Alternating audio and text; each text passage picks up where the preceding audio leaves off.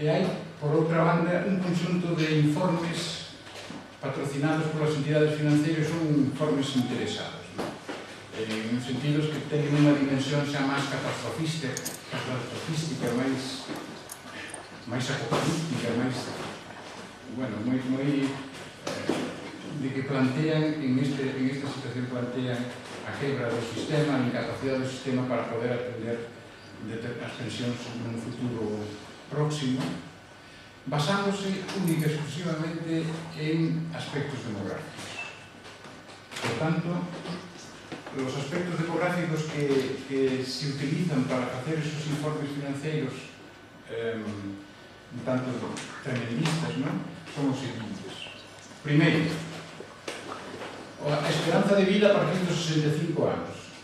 Pois a esperanza de vida a partir dos 65 anos é certo que medrou, afortunadamente, vivimos máis tempo. Eso é unha carga para o sistema. A xente, os pensionistas viven máis.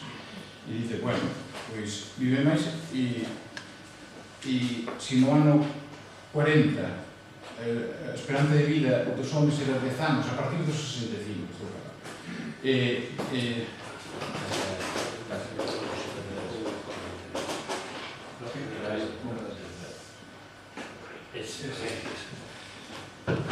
si estaban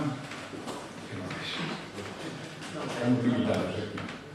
Bueno, si no ano 40, a partir de chegaban aos 65 anos, vivían en término medio de esperanza de vida 10 anos os homens e 12 as mulleres, no ano 2000, prácticamente na actualidade, pois se vive 16 anos os homens, chegan aos 81 anos de media de esperanza de vida, e as mulleres aos 85, 20 anos.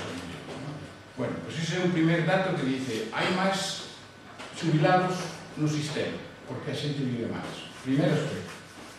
Segundo aspecto. E agora vamos a facer proxeccións que fixo o INE, proxeccións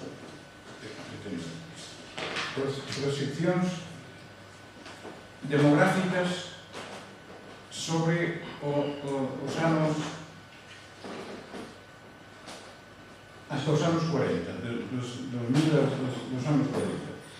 Como se ve, fundamentalmente a población maior estruturou a población española en tres apartados: os menores de 19 anos ou hasta 19 anos, os menores de 20, de 20 a 64 e os dos maiores de 65.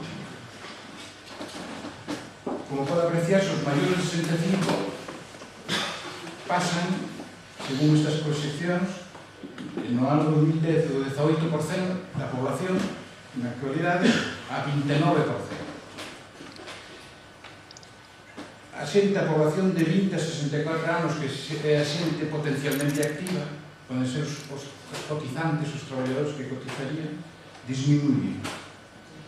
E a población inferior aos 20 anos, 19, tamén disminuye, do índice de natalidade. Estas proxeccións do INE. En función destas proxeccións, a Unión Europea tamén fixo as súas proxeccións, en este caso para estimar el coste de las pensiones no PIB, no Producto Interior Bruto de cada país. E colleu, no ano 2010, como se ve, en términos PIB, as pensións en España están no último lugar. Temos o 8,9%, o 9% do PIB, un punto do PIB en España son un pouco máis de 10.000 millóns de euros, de maneira que temos un sistema de pensións que en este momento custa aproximadamente 90.000 millóns de euros ao ano. E somos os que menos peso temos da renta. E como se pode apreciar, no 2040 pasamos ao 16% do PIB. Isto está fundamentado nas proxeccións do INE anterior, do paro anterior, ao 16%. Subimos 7 puntos do PIB. E dice, 16% do PIB é xa un peso moi relevante. E dice, bueno, 16% do PIB é como estará, é menos que Austria e Grecia no ano 2040, que teñen máis de 16, e é igual que Finlandia, que Francia e que Italia, por exemplo. Pero, bueno, eso non é o problema. O problema é que fan estas proxeccións e dice o sistema non vai ser capaz, en función destes datos meramente demográficos, dice, non vai ser capaz de soster, de ter capacidade de soster as pensións públicas. E isto é un erro, ao meu xuízo. Hai máis variables que non se teñen en conta e sobre todo hai que este tipo de proxeccións son tremendamente cuestionables porque as proxeccións demográficas do INE de 1995 decía que en 2005 íbamos a ter 39,7 millóns de personas en España. E tivemos 43 millóns. E decía que no ano 2009 íbamos a ter 39,8 millóns de personas. No 2005, 39,7, no 2009, 39,8. Tuvemos 43,1 en 2005 e 45,8 en 2009. É dicir, 6 millóns de diferencia na segunda estimación e 3,4 na primeira. O crecemento medio do PIB de España desde o ano 1965 a 2009 foi de media do 3,3 e houve varias crisis de diferente dimensión nos 70, nos 80 e nos 90. Pero el 3,3%.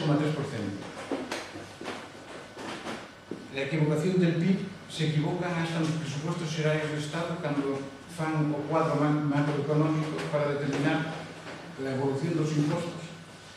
Pois hai tamén equivocación. Equivocación no ano 2009 o presupuesto xerais do Estado de hasta 4 puntos. Estimou que no 2009 íbamos a ter un crecemento de 0, algo e tuvemos un déficit de menos 3,7, me parece. De maneira que podíamos plantexarnos se ten sentido facer estas proxeccións a 30 ou 40 anos, proxeccións demográficas e proxeccións económicas. Pero, aparte disto, o que quería resaltar é de que se facemos isto, bueno, estes son uns asustes, quería sacar isto.